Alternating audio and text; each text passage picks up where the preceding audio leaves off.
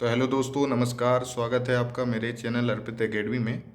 तो जैसा कि दोस्तों हम लोग जानते हैं कि यूपीएसआई की वैकेंसी बहुत जल्द ही हम लोगों को देखने को मिल सकती है, क्योंकि योगी जी के द्वारा घोषणा कर दी गई है कि जैसे ही यूपी पुलिस की वैकेंसी पूरी करेगी और ट्रेनिंग में उन लोगों को भेज देंगे, तो वैसे ही यूपीएसआई का नोटिफिकेशन जारी होने की पूरी संभावना है और हम लोग संभावना के आधार पर ही अपनी तैयारी कर सकते हैं।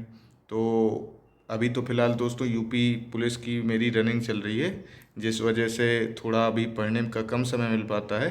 यूपी पुलिस से पहले मैं यूपीएसआई की थोड़ी बहुत तैयारी करता रहा हूँ। तो आज मैंने अपना पहला मॉक दिया है। आरडब्ल्यूए के जो मॉक टेस्ट होते हैं 15 दिन में अभी उपलब्ध हो रहा है, नहीं तो अंकित भाटी सर के द्वारा पहले 7 दिन में उपलब्ध कराया जाता था। तो आज दोस्तों मैंने 13 अक्टूबर का जो यूपीएसआई का मॉक टेस्ट है वो मेरे द्वारा दे दिया गया है। और इसमें थोड़ा दोस्तों ऐप की थोड़ी दिक्कत बनी हुई है। यदि आप लोगों ने दिया होगा तो मैंने जब अपने क्वेश्चन पूरे अटेम्प्ट करके सबमिट कर दिए थे तो उसमें मेरे हिंदी का पूरा सेक्शन उसमें ये आ रहा था कि आपने अनअटेम्प्ट किया है, अटेम्प्ट ही नहीं किया है। और इसके अलावा कुछ मैथ के क्वेश्चन अनअटेम्प्ट बता रहे थे, जबकि मैंने 150 के 150 क्वेश्चन अटेम्प्ट किए हुए थे दोस्तों। यदि आप लोगों के साथ भी ऐसी दिक्कत गई हो तो कमेंट बॉक्स में ज़रूर बताइएगा। इसके अलावा फिर दोस्तों मैंने क्या किया है मैं आपसे साफ बता दे रहा हूँ, क्योंकि बाद में यही दोस्त लोग कहेंगे कि तुमने री अटेम्प्ट करके और इतना स्कोर कर लिया है। बाकी मैं आपसे इसीलिए पहले बता दे रहा हूँ कि मेरा अनअटेम्प्ट उसमें हिंदी का पूरा सेक्शन अनअटेम्प्ट बता रहा था और मैथ रीजनिंग के 10-10 क्वेश्चन अनअटेम्प्ट बता रहे थे, जिस वजह से मैंने री अटेम्प्ट करके मेरे चूँकि मैंने सॉल्व किया था अपनी रफ में, तो मेरे पास लिखे हुए थे कि मैंने किस क्वेश्चन पे कौन सा आंसर टिक किया है, तो मैंने उसको री अटेम्प्ट किया है। इसलिए आपको जो पिक में टाइमिंग शो होगी वो कम शो होगी। तो इसी मेरा काम था कि मैं आप लोगों को बता दूं कि मैंने री अटेम्प्ट किया है। बाकी जिन भी साथियों को जो सोचना है वो सोचता रहे, मुझे कोई फ़र्क नहीं पड़ता। तो दोस्तों यदि आज के एनालिसिस की बात कर लें तो हम लोग यदि कॉन्स्टिट्यूशन और बेसिक लॉ की बात कर लें तो आज का इसका जो स्कोर रहा दोस्तों वो मॉडरेट रहा। जैसे कि 15 से 16 क्वेश्चन कॉन्स्टिट्यूशन यानी संविधान के पूछे जाते रहे हैं, उसी तरह पूछे गए हैं और सिंपल ही थे, अनुच्छेद से क्वेश्चन थे। और जो अपना लॉ है उसमें केस स्टडी भी पूछी गई थी। तो कुछ क्वेश्चन तो पढ़े हुए थे, बाकी एक आध जो केस पूछे गए हैं वो नहीं बन रहे थे। और इसके अलावा जीके तो जीके दोस्तों बन गई तो बन गई, नहीं बनी तो कोई बात ही नहीं। और तो इसमें दोस्तों मेरा जो स्कोर रहा है वो 21 प्रश्न मेरे सही रहे हैं 40 प्रश्नों में से। मैंने अटेम्प्ट पूरे किए हैं। जब माइनस मार्किंग नहीं है दोस्तों तो छोड़ें क्यों। तो बात कर लेते हैं दोस्तों हिंदी सब्जेक्ट की। हिंदी में जो दोस्तों आज साहित्य और रचना से संबंधित जो प्रश्न थे दोस्तों वो मुझे काफ़ी हार्ड लगे हैं। तो इस वजह से जो मेरा स्कोर रहा है दोस्तों वो 40 प्रश्नों में मेरे 31 प्रश्न सही थे। तो मुझे साहित्य जो आज का था, साहित्य और रचनाओं से संबंधित प्रश्न वो काफ़ी हार्ड लग रहे थे। तो इसके अलावा दोस्तों यदि हम लोग अपनी मैथ सब्जेक्ट की बात कर लें तो मैथ सब्जेक्ट जो है आज का जो मैथ है इसमें परसेंटेज बेस्ड बहुत क्वेश्चन थे और मुझे तो कुछ हार्ड भी लगे। हो सकता है कि तैयारी को छोड़े हुए काफ़ी दिन हो गए थे तो इस वजह से हो सकता है हार्ड लग रहे हों। बाकी आप लोग कमेंट में ज़रूर बताइएगा कि आप लोगों को मैथ का पोर्शन आज कैसा लगा, क्योंकि मैथ हमारे यूपीएसआई के पेपर में एक अहम रोल रखती है। तो मेरे इसमें दोस्तों मेरा स्कोर 40 प्रश्नों में से 30 प्रश्न मेरे सही हुए हैं आज के मैथ सेक्शन में।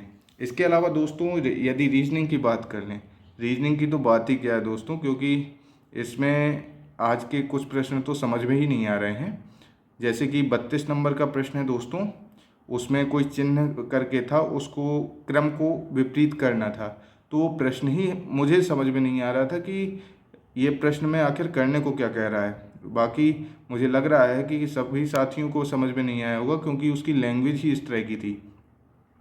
बाकी यदि दोस्तों 35 नंबर क्वेश्चन की बात कर लें रीजनिंग के पोर्शन की ही, तो उसमें मानदंड कुछ दिए हुए थे जिसके आधार पर नियुक्ति वाली जो सवाल होते हैं मानदंड वाले, तो वो पोर्शन वो वाला प्रश्न 35 नंबर का नहीं समझ में आ रहा है। इसके अलावा 8वें नंबर का जो क्वेश्चन है दोस्तों, जो उसमें आकृति में वर्ग बताने के लिए कहा है, जबकि आकृति जो दी गई है हम लोगों को वो त्रिभुज की दी गई है। तो जब मैंने एनालिसिस किया तो उसमें पता चला कि वो पूछ रहा है कि त्रिभुज के वर्ग कितने बन रहे हैं, और इसमें प्रश्न में हम लोगों को दिया गया था कि वर्ग कितने बन रहे थे। अब ये बताइए कि त्रिभुज की आकृति में हम लोग वर्ग कैसे खोजेंगे। तो आधा समय तो इसी में चला जाता है इस तरह के प्रश्नों को हल करने में दोस्तों।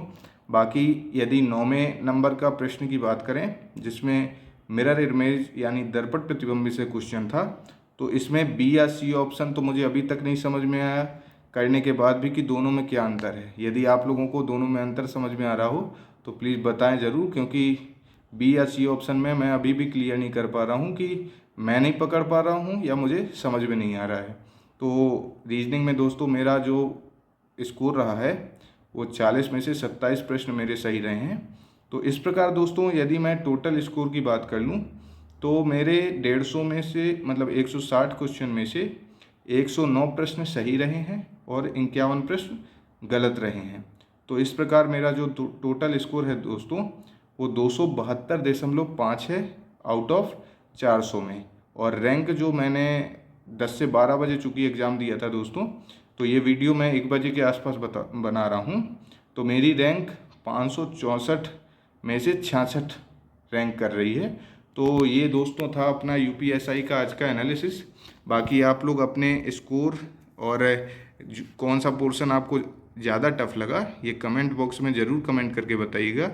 बाकी दोस्तों अपनी तैयारी करते रहिए, क्योंकि इसमें यूपीएसआई में जो मेन कर है दोस्तों हम लोगों को मैथ, रीजनिंग और हिंदी में ज़्यादा ज्ञान अपनों को ध्यान देना है, क्योंकि जो लॉ और कॉन्स्टिट्यूशन का है तो यदि उसमें अभी आप लोग संविधान ही करके चलेंगे, मैं तो अभी संविधान में ही फोकस की हूँ क्योंकि अपना नया कानून आ गया है, क्या पता पुराने कानून को सिलेबस में दे रहे हैं या नया कानून दे रहे हैं, तो ये तो अभी हम लोग जानते नहीं हैं।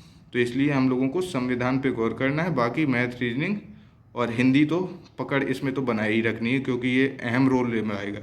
तो चलिए दोस्तों मिलते हैं अपने अगले एनालिसिस में, अगले टेस्ट के एनालिसिस में। तब तक के लिए जय हिंद, नमस्कार।